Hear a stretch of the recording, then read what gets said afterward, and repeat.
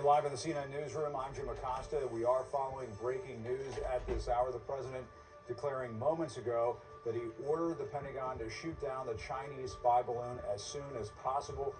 The U.S. is now involved in a recovery effort off of the East Coast after a U.S. fighter jet launched a precision strike on that Chinese spy balloon. The strike comes after a few days of anxiously watching the balloon float over the United States from Montana to Missouri to the Carolinas.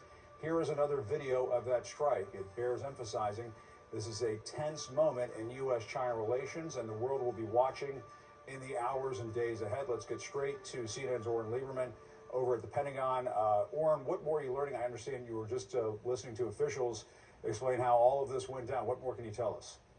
Well, the planning for this moment that played out just an hour and a half ago that we saw on our screen started on Wednesday when President Joe Biden gave the authorization to shoot down this Chinese balloon as soon as possible. Defense Department officials immediately got to work and determined there was too great a risk to people and property to shoot it down over the continental United States, so they waited as the wind took it out over the ocean when it was decided that that was the opportunity to shoot this down, and that's what we saw.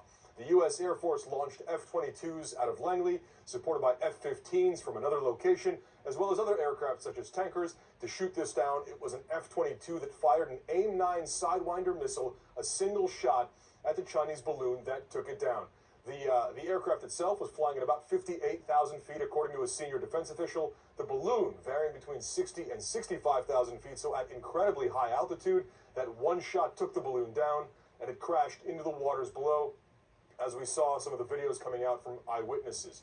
This was an operation which we saw building up to it, the shutdown of U.S. airspace for several hours before this, as well as the ground stop on airports right along the coast there. So the U.S. working in coordination with the FAA and other agencies to make this happen. The culmination of the Chinese balloon that the Pentagon says was a spy balloon that they tracked across the country until it was shot down.